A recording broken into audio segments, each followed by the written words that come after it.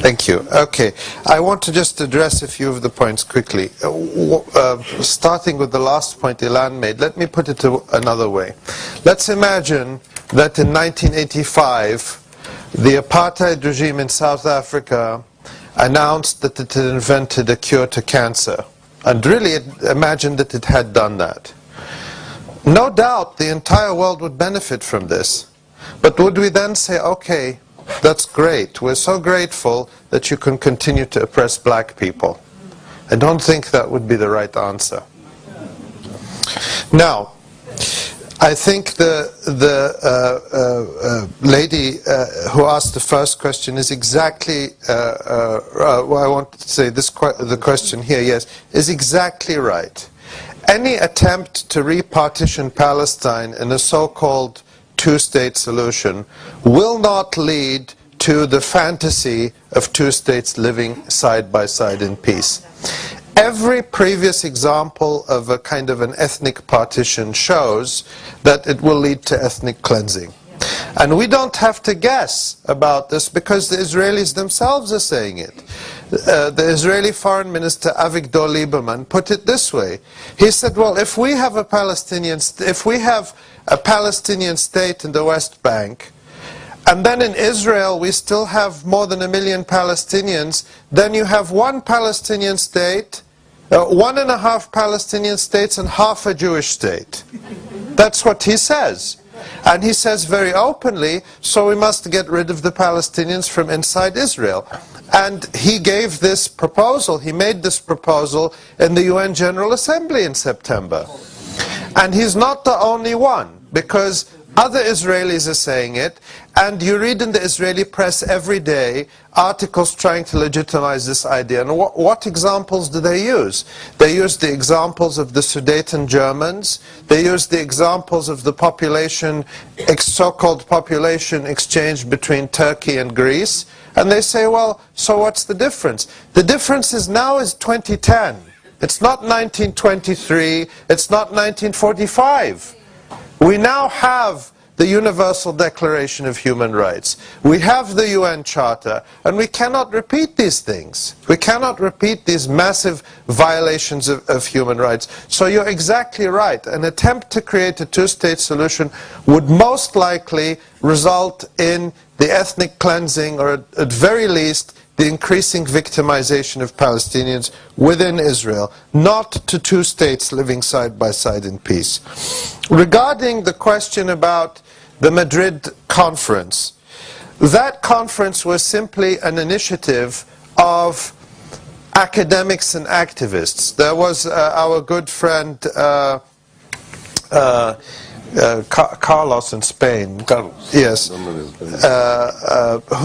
who initiated it and said, let's have this conference. Exactly as not he... a terrorist. Not Carlos the Jackal, yes. Carlos... Carlos the Peacemaker. Yes, Carlos... I'm going to tell you his name because I don't remember it, to give him the proper credit. I'll find it. I will look for it. Here it is, here it is.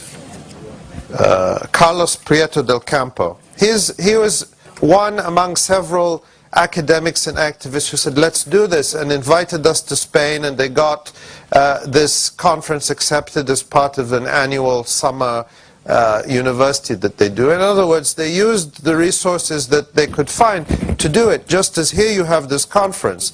So this was a civil society initiative, as this conference is.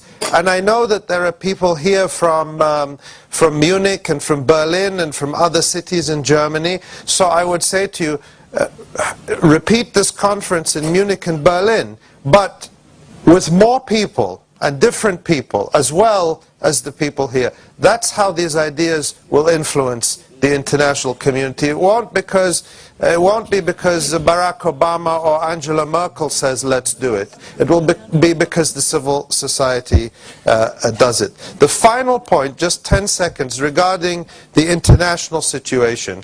The only point I want to make about this, we see now a very dangerous connection between the policies and practices of Israel and a process of Israelification in the United States and Europe. That European governments and policies are starting to see the world like Israel sees the world. And we see the spreading Islamophobia, which Israel is encouraging. Israel is saying, oh, our problem is not that we took the Palestinians' land and we should give it back to them. The problem is they're Muslims and they're crazy. This is what Israel wants everyone to believe. And the far-right politicians in Europe are saying the same thing. And they're saying we have to stand with Israel, who are facing the same threat as us from the Muslims. And this is what Geert Wilders is saying in the Netherlands. This is what the far-right parties are saying in Italy. And we see worrying trends in Germany. And the question I want to ask is, who is standing up to it? And are the people who are standing up to it as loud as those racists and Islamophobes? Because we don't hear them being as loud yet. And this is something that is very important for German and European civil society to confront. Thank you. Well, I agree with everything Ilan said. That's what you were worried about, that we would agree on everything. And I'll say just something about the questions that were asked. I agree that a one-state solution would also be a solution for the rest of the region, because so much of the problems in the region is a result of the external support for Israel as a racist state in the region, and the need for Arab regimes that go along with this and that serve Israel's interests and the United States' interests, as we see many of the Arab regimes do, against the wishes of their people. And this is why we can't have democracy in Arab countries. It's not permitted, because if you had democracy, people would not vote for governments that have peace treaties with Israel, or trade relations with Israel, or other things. So you have to have undemocratic governments in order to maintain Israel as an apartheid state. So it's a regional problem as well. In terms of Arab voices, I'm glad there was a reference to Yasser Arafat's speech. I was going to quote it myself. But in 1974, he gave a brilliant speech to the United Nations. And with all due respect to Yasser Arafat, he wasn't a brilliant speaker, and certainly not a brilliant thinker or writer. I might be offending people here if I say that, but that's the truth. That particular speech was largely written by Edward Said. And it remains a brilliant document. If you go online and look up the speech which Arafat gave to the UN in 1974, where he laid out the vision of a single state, and he said, and I'm paraphrasing, when we talk about the future of Palestine, we talk about a place where Palestinians and Jews will live together, but on the basis of non-discrimination. So that vision is not new. I didn't invent it. Ilan Pape didn't invent it. Haidar Eid didn't invent it. But I think what we are doing is bringing it back, or trying to bring it back. And it's true, it has been not totally absent, but marginalized in Arab discourse. But it's also now coming back. And you see this discussion happening even on Al Jazeera and places like that. You know, when my book came out a few years ago, nobody talked about this, and people thought, you know, it's stupid to even talk about it. Why talk about it? Today, the Zionists are going crazy because of how fast this idea is spreading. And that's an important shift, a paradigm shift that's happening. Regarding the question about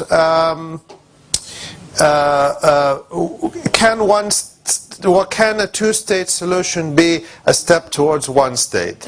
Well, if you listen carefully to what we said, then you would know the answer is no. Because saying that two states is a step towards one state is like saying slavery is a step towards freedom, or apartheid is a step towards democracy. You can't get there from here. It's a dead end. And not only is it's not a benign solution which simply keeps things as they are. As I was saying, I believe a two-state solution will not keep the status quo. It will lead to ethnic cleansing of Palestinians within Israel. So it's not only unworkable and unjust, but it's a dangerous idea. And we see more and more the danger of it emerging. Regarding the question of Jews when they are a minority, often this is talked about as if there is a choice. You will hear Israelis or Zionists say, but if there's a one-state solution, we'll be a minority. No, you'll be a minority anyway. You're a minority now. Within historic Palestine, which is controlled totally by the Israeli government, some people think Haidar lives under the Hamas government. But the Hamas government actually doesn't decide if Haidar enters or leaves Gaza, or if there's chocolate in Gaza or building materials in Gaza. Swiss chocolate? Okay. Yeah, because Swiss chocolate is neutral. Yeah.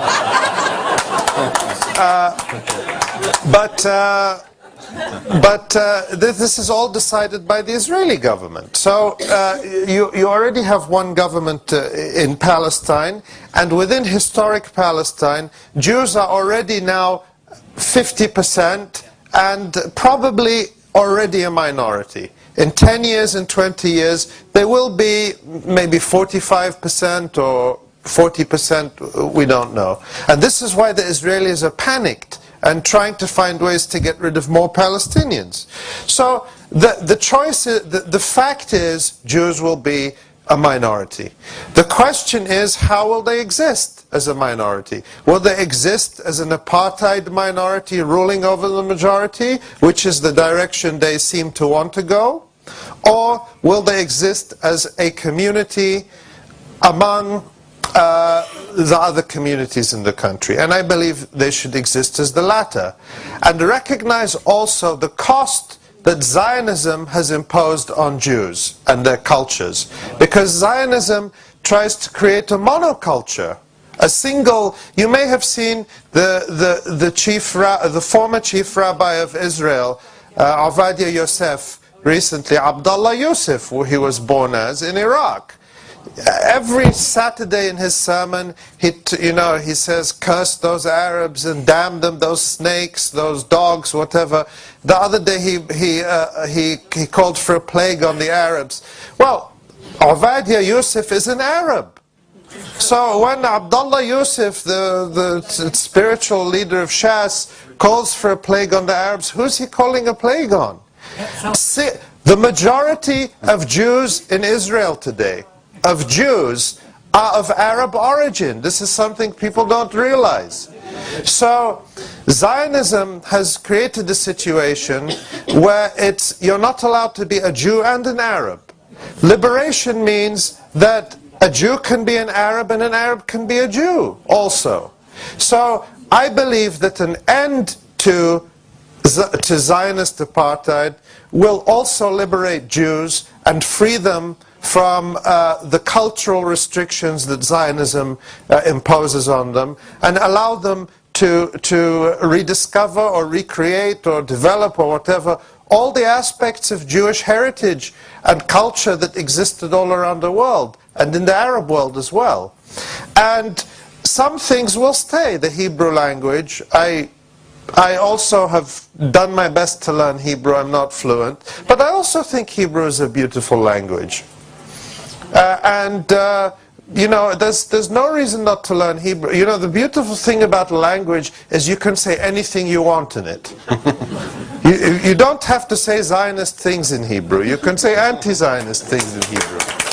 So I have no problem with the Hebrew language. I think it's wonderful. Its future will be secure. The question is, the longer we wait, the harder it's going to be. So we don't have a choice about the demographics. We only have a choice of how we relate to each other. And we have to make good choices. Of two states living side by side in peace. Every previous example of a kind of an ethnic partition shows that it will lead to ethnic cleansing. And we don't have to guess about this because the Israelis themselves are saying it. The Israeli Foreign Minister Avigdor Lieberman put it this way. He said, well, if we have a Palestinian state in the West Bank, and then in Israel we still have more than grateful that you can continue to oppress black people. I don't think that would be the right answer.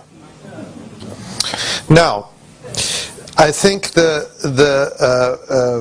lady who asked the first question is exactly, well, I want to say this, the question here, yes, is exactly right. Any attempt to repartition Palestine in a so-called two-state solution will not lead to the fantasy. Thank you. Okay, I want to just address a few of the points quickly. Starting with the last point Ilan made, let me put it another way. Let's imagine that in 1985, the apartheid regime in South Africa announced that it had invented a cure to cancer, and really imagined that it had done that. No doubt the entire world would benefit from this. But would we then say, okay, that's great, we're so articles trying to legitimize this idea. And what examples do they use? They use the examples of the Sudeten Germans, they use the examples of the population, so-called population exchange between Turkey and Greece, and they say, well, so what's the difference? The difference is now is 2010. It's not 1923, it's not 1945. We now have the Universal Declaration of Human Rights. We have the UN Charter. 1 million Palestinians, then you have one Palestinian state, 1.5 Palestinian states and half a Jewish state. That's what he says. And he says very openly, so we must get rid of the Palestinians from inside Israel. And he gave this proposal, he made this proposal in the UN General Assembly in September. And he's not the only one, because other Israelis are saying it, and you read in the Israeli press every day